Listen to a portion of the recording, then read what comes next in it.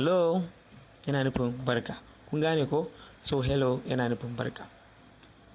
Number 2 muna da how are you. Abu guda uku ne kacal aka yi wannan ku tambaye shi. How are you? Yaya kake? Ko kuma yaya kuke? Ko kuma yaya kike? In ka lura abu uku na faɗa. Yaya kake yana nufin namiji.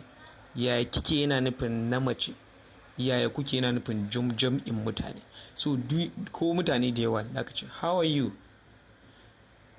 In na mace ne zaka iya ce mata how are you, the same way da ka faɗa ma namiji shi ma how are you, yaya kake, the same thing zaka maimaita. So how are you abu ɗaya ne kawai, ko namiji ko na mace ko kuna da yawa.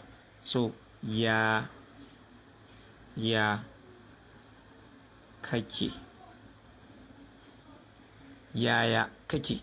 In na ga dama dan tsayar da bidiyon nan saboda me kawai damuwa na ka iya wani abu ne duk bala'i ka iya wa'innan abun in ka saving a kwakwalwanka to wallahi na ji daɗi falillahi alhamdu. Duk yinda ka je za ka yi amfani da shi, kuma duk yinda ka je ka faɗa a duk duniyar nan ka je ka faɗa hello ka ce how are you, a riga an san abin da kake nufi barka ne, kuma yaya kake ko kuma yaya kuke ko kuma yaya kike. Kun gane ko? So just ka dinga grabbing 1 2 1 2 1 2 1 2. Kar ka damu da wani grammar da wasu vocabularies yanzu. Ba a ta wani in duk sanin vocabularies naka wai nan ne zaka je kai magana. Akwai wani yanda zaka ce ya kake, amma ka faɗa wannan turancin wala babu wanda zai gane ma abin da kake faɗa. Ka ma raina musu hankali. Ka faɗa yanda kowa yake shine me how are you, yaya kake, hello barka.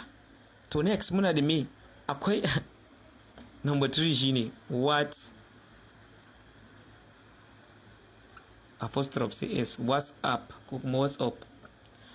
What's up wannan yanayin turawa ne da suke yin wannan ba damuwar mu bane WhatsApp, amma ainihin application da muke amfani da shi na WhatsApp nan ma daga wannan